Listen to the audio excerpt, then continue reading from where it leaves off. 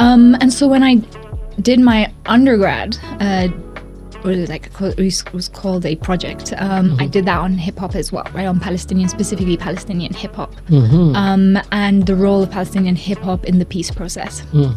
So again, I think very coming from a place where I was romanticizing what hip hop could do in terms of it being like an avenue for peace and peace building processes.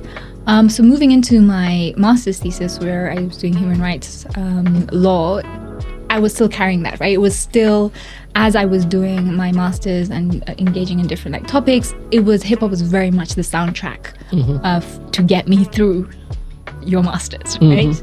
And so I was like I knew what my master's thesis was going to be. It was going to be a continuation on, just a very romanticized view of what hip hop can do in terms of social change and social justice.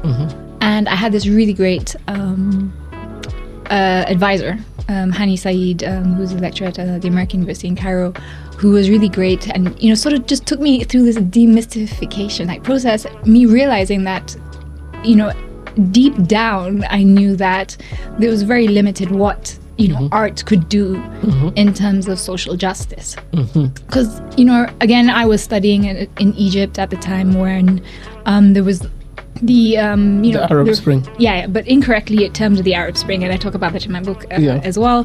But the revolution that was led by millennials, essentially, in North Africa, and also in the rest of Africa as well at the time, and having the narrative by mainly white men, male academics, asserting that the reason for these revolutions was art, right? So remember, you had like people talking about graffiti, and hip hop was coming out very strongly at that time.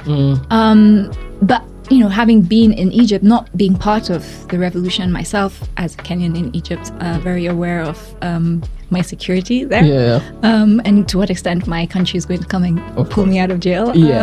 But seeing this incorrect narrative and description of what was going on.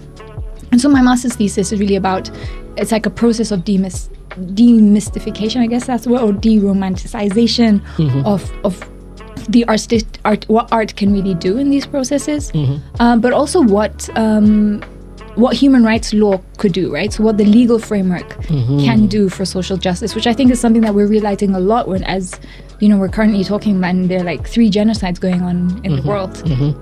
Very aware of the limitations of the multilateral institutions and the legal frameworks